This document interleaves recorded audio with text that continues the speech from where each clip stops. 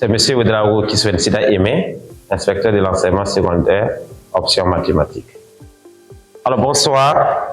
Ce soir, nous allons voir un exercice qui va nous amener à apprendre comment écrire un nombre complexe sous la forme algébrique, dans un premier temps.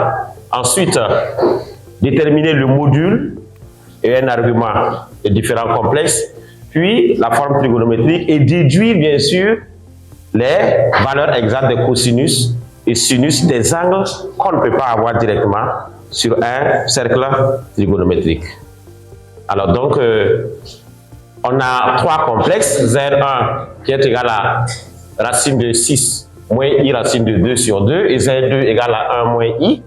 Et Z3 est égal à Z1 sur Z2. Donc la première question qui est, mettons Z3 sous forme algébrique. Alors, il faut savoir qu'un complexe est sous forme algébrique lorsqu'il s'écrit sous la forme A plus IB. Et le A est appelé partie réelle et le B est appelé partie imaginaire du complexe. Alors, il faut bien savoir que dans la partie imaginaire, on ne prend pas le I en compte. Alors, donc Z3 qui est égal à Z1 sur Z2. Alors ça donne que Z3 va être égal à racine de 6 moins I racine de 2 sur 2, le tout divisé par Z2 qui fait 1 moins I. Alors, nous avons le complexe dont la partie, le dénominateur est un complexe. Alors, pour rendre le dénominateur réel, il faudrait multiplier le numérateur et le dénominateur par le conjugué du dénominateur. Et pour avoir le conjugué d'un complexe, il suffit de changer le signe de la partie imaginaire. Alors donc, là, ça va nous donner racine de 6 moins I racine de 2 sur 2 sur 1 moins I facteur de 1 plus I. Et tout ça aussi facteur de 1 plus I. Donc, le conjugué de 1 moins I, ça fait 1 plus I. Et nous savons aussi que lorsqu'on multiplie le numérateur et le dénominateur d'une fraction par le même nombre, on ne change pas la fraction. C'est pour cela qu'on peut le faire. Et donc, on va maintenant calculer simplement.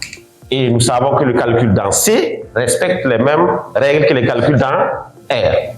Alors, donc, on aura racine de 6. Racine de 6 sur 2 fois 1, ça fait racine de 6 demi. Racine de 6 sur 2 fois I, ça fera plus I racine de 6 sur 2. Moins I racine de 2 sur 2 fois 1, ça fera moins I racine de 2 sur 2. Moins I racine de 2 sur 2 fois plus I. Nous savons que moins fois plus va donner moins. Et I fois I donne I carré, alors que I carré fait moins 1. Alors, donc on a moins fois moins, ça fera plus. Donc ça fait plus racine de 2 sur 2, et ça sur. Alors ça fait I moins 1 moins I fois 1 plus I. C'est une identité remarquable. Donc ça fera 1 au carré plus, ou bien c'est moins I au carré. Ça fait A carré moins B carré.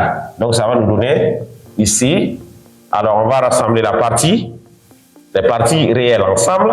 Ça fait racine de 6 sur 2, plus racine de 2 sur 2, plus I facteur de racine de 6 sur 2, moins racine de 2 sur 2, le tout sur, alors 1 plus 1, ça fera 2. Alors donc Z3 sera égal à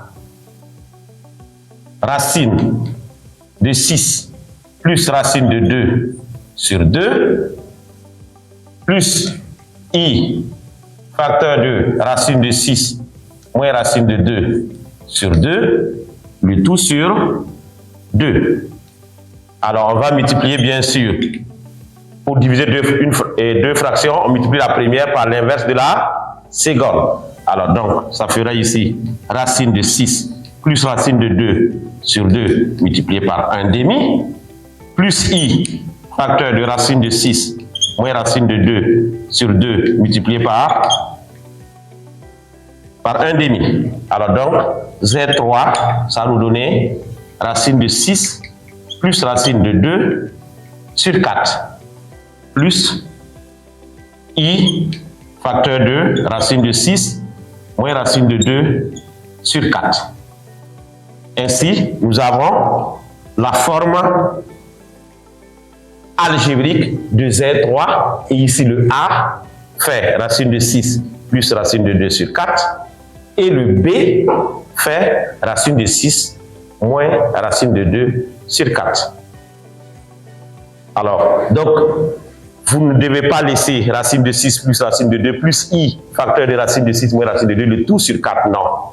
Vous devez séparer clairement pour qu'on puisse voir partie réelle et partie imaginaire. C'est assez clair pour tout le monde? Ou bien il y aurait une question?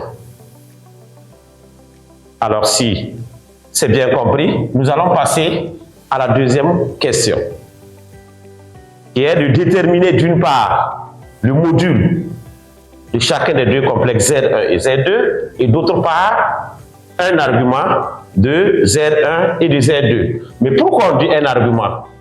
Parce que simplement, un complexe a une infinité d'arguments. Et donc, ce que nous allons définir, c'est un de ces arguments. Alors, maintenant, petit 2, déterminons le module et un argument.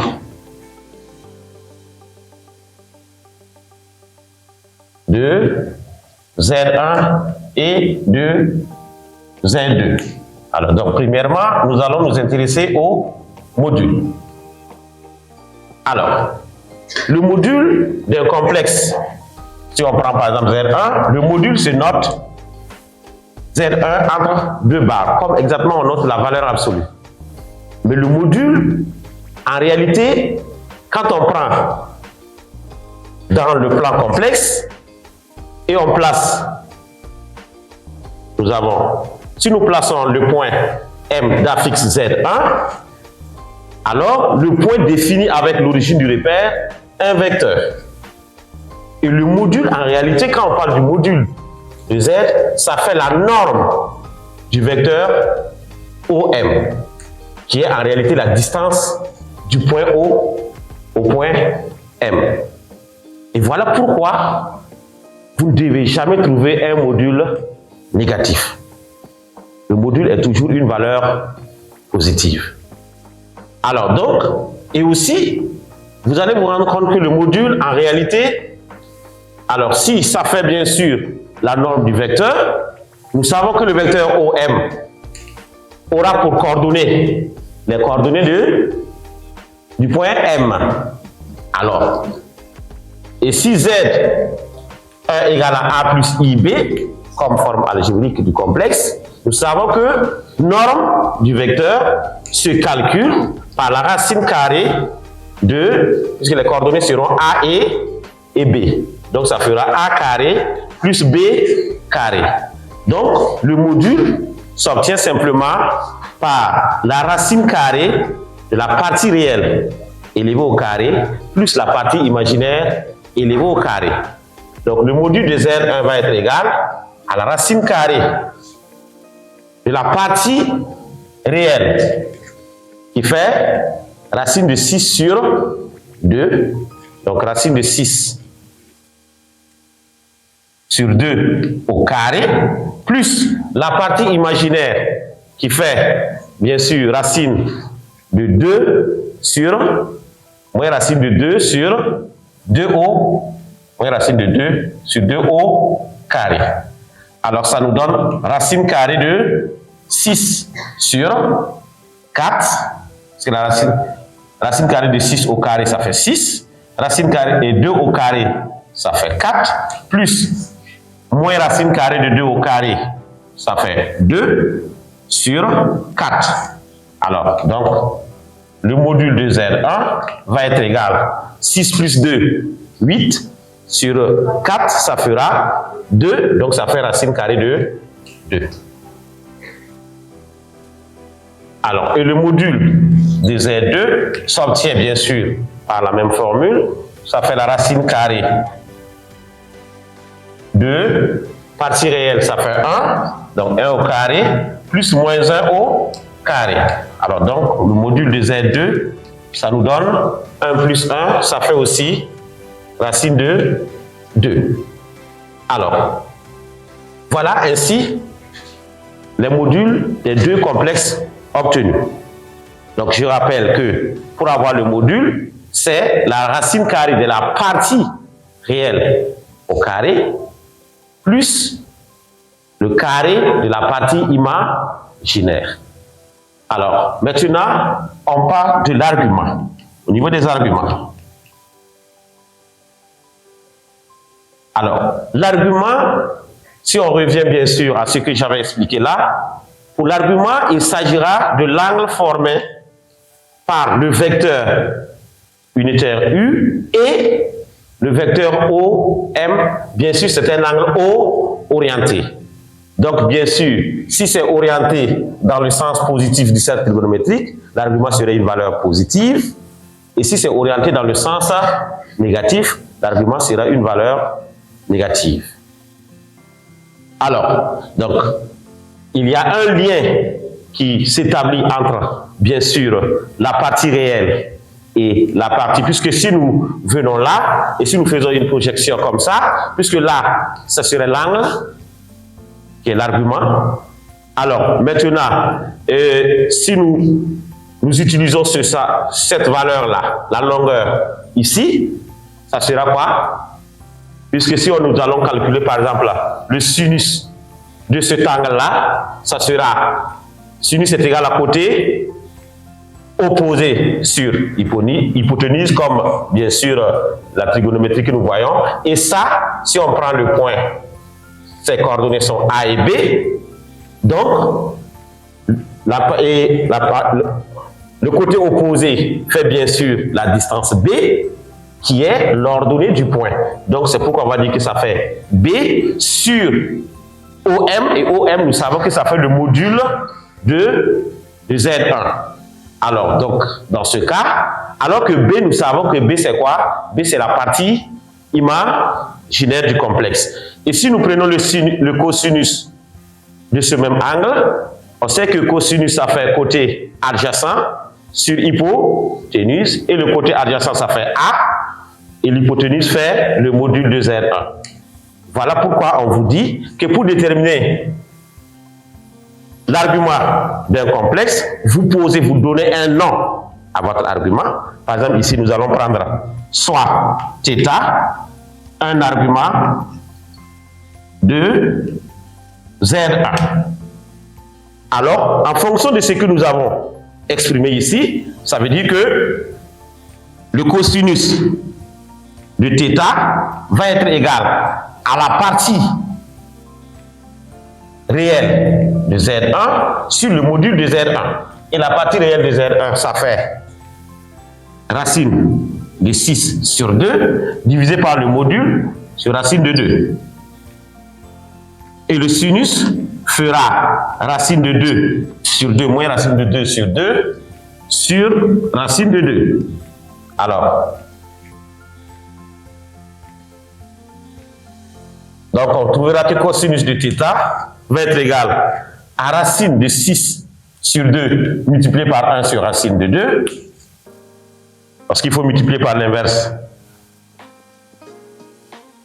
Sinus de θ, c'est égal à moins racine de 2 sur 2 multiplié par 1 sur racine de 2. Alors, là, ça nous donne, bien sûr, on va racine de 6, ça fait racine de 3 fois racine de 2 sur 2 fois racine de 2.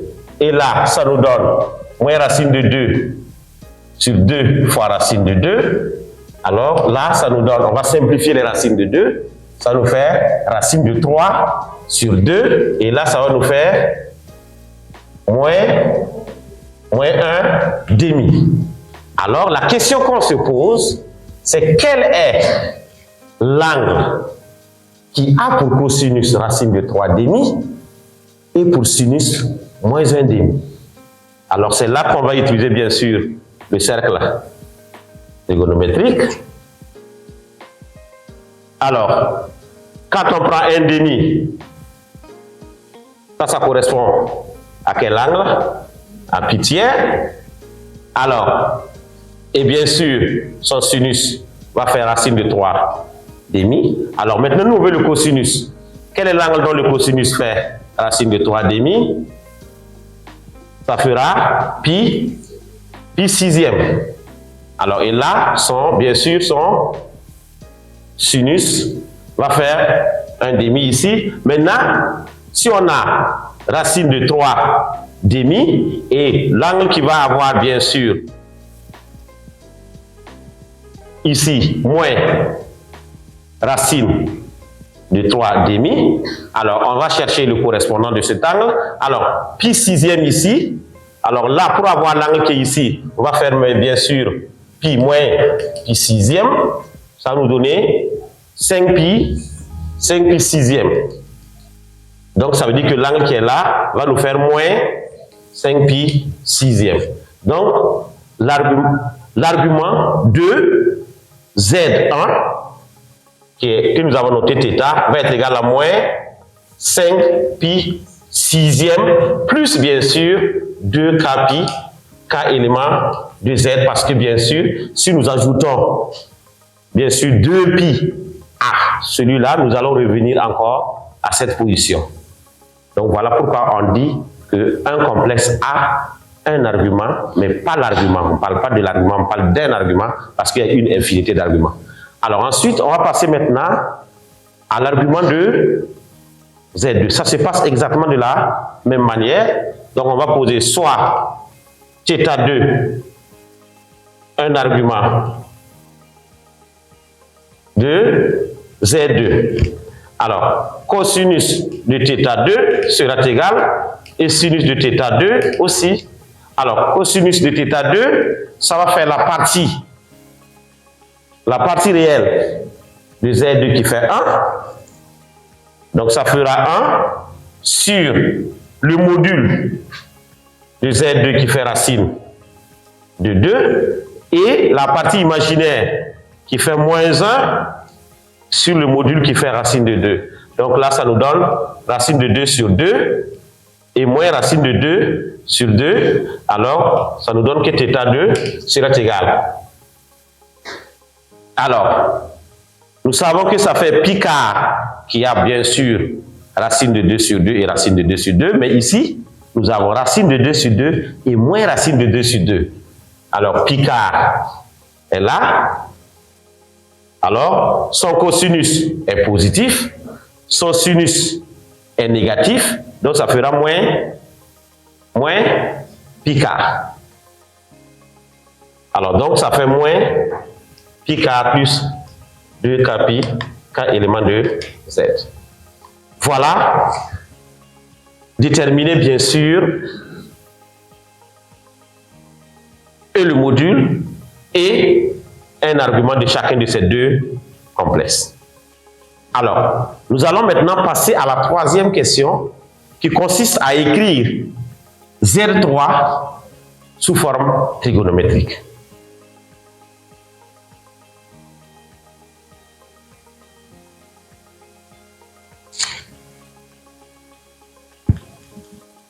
Écrivons Z3 sous forme trigonométrique.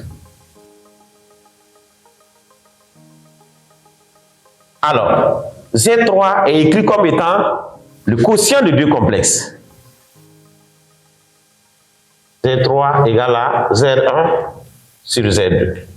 Maintenant, ce qu'il faut retenir, c'est que le premier élément, ce serait le module. Et le second élément, un argument. Parce que la forme trigonométrique d'un complexe, par exemple si Z3, ça serait égal à R facteur de cosinus θ plus I sinus θ. Avec R étant le module de Z3 et θ étant un argument. Donc ce sont les deux éléments qu'il faut déterminer lorsque vous voulez écrire un complexe sous la forme trigonométrique. Donc nous allons d'abord déterminer le module de Z3.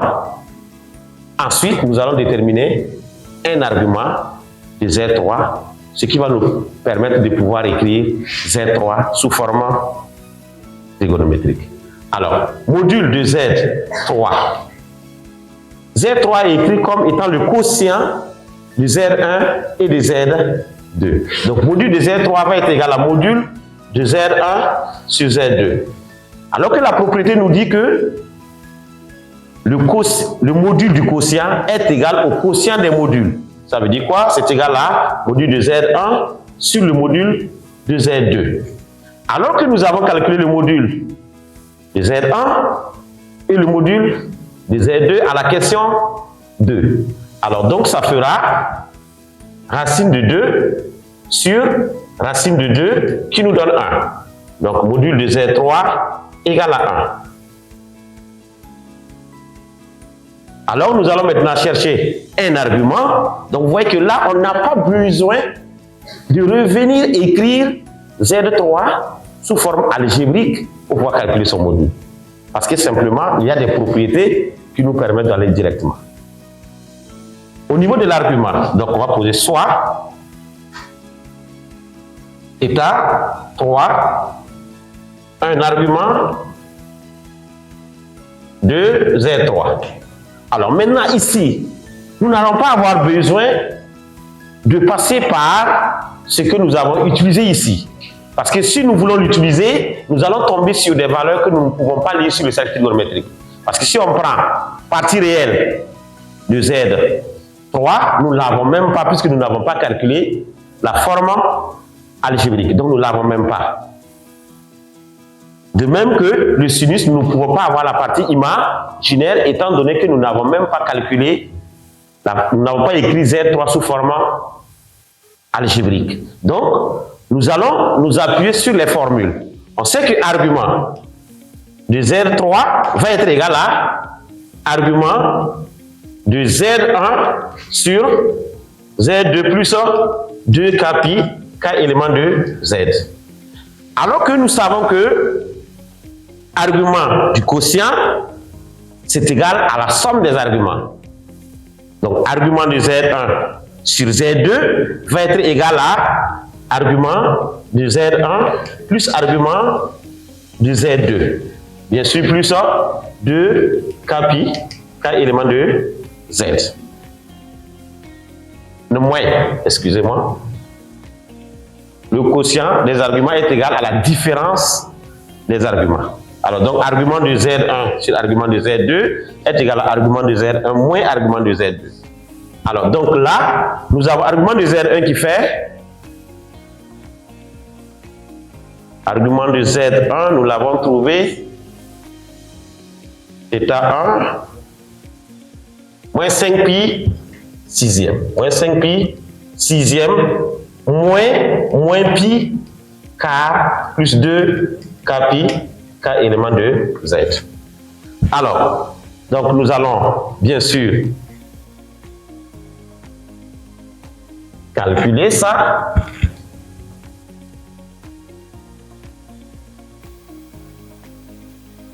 Oui.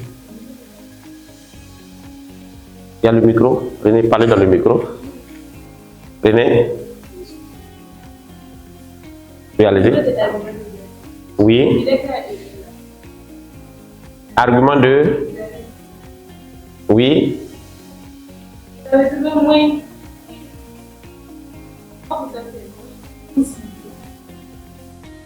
Alors, on va revoir ça sur le cercle trigonométrique rapidement. Alors, on a pi tiers ici. Alors, pi k Et puis pi sixième. Alors, son cosinus fait racine de 3 demi. Le sinus fait 1 demi. Alors, nous, on avait trouvé moins 1 demi. Ah oui. D'accord. Autant pour moi. Alors, donc, ça fait moins pi sixième. Merci. Alors, donc, on revient là pour maintenant le calcul. Donc, on corrige là aussi. Moins pi sixième. Alors, donc, Z, argument de Z3 va être égal à moins pi sixième plus maintenant pi quart. Alors, on va réduire au même dénominateur. Le dénominateur commun va faire quoi? Alors, là, ça fera égal à moins 4 pi plus 6 pi sur 22, 4. Donc, argument de Z3 va être égal à 2 pi sur 24, ce qui veut dire que argument de Z3 va faire pi douzième. Donc, d'où la forme trigonométrique de Z3 va être égale. Alors, le module fait 1. Donc, c'est ça. Le module de Z3 fait 1. Alors, donc, nous n'allons pas mettre 1. Nous allons directement écrire. Ça fait cosinus de pi douzième plus i sinus pi douzième. Alors, on nous demande maintenant de déduire le cosinus de pi sur 12 et le sinus de pi sur 12. Alors que nous voyons ici qu'en réalité, la partie réelle de Z3 fait cosinus pi douzième et la partie imaginaire fait sinus pi douzième. Alors, cela nous oblige forcément à avoir la forme algébrique de Z3 pour pouvoir faire l'identification et pouvoir déduire la valeur exacte. Vous voyez, la question ne vous avait pas été posée, mais vous êtes obligé pour pouvoir le faire, de l'écrire forcément. Donc Z3 sous forme algébrique. Alors, on l'avait déjà écrit. Oui, on l'avait déjà écrit à la question 1. Donc, nous allons utiliser le résultat de la question 1 et le résultat de la question 3 pour pouvoir conclure. À la question 1, nous avions trouvé que ça faisait racine de 6 plus racine de 2 sur 4 plus i racine de 6 moins racine de 2 sur 4. Voilà, la première question nous a permis d'avoir la forme algébrique du complexe et la question 3 nous a permis d'avoir la forme trigonométrique. Donc ici, nous savons que comme Z3 égale à Z3, cela veut dire que cosinus de pi douzième plus i sinus pi douzième va être égal à racine de 6 plus racine de 2 sur 2 plus i racine de 6 moins racine de 2 sur 2. Et donc, par une simple identification, nous allons trouver que le cosinus de pi douzième va être égal à racine sur 4. Oui, excusez. Sur 4.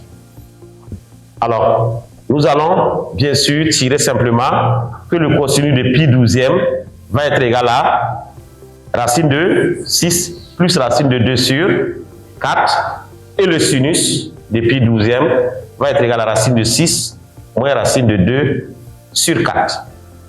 Alors donc on déduit ça simplement.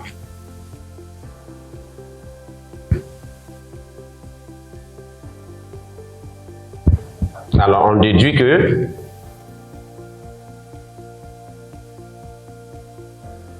cosinus pi 12e égale simplement à racine de 6 plus racine de 2 sur 4 et sinus pi 12e égale à racine de 6 moins racine de 2 sur 4.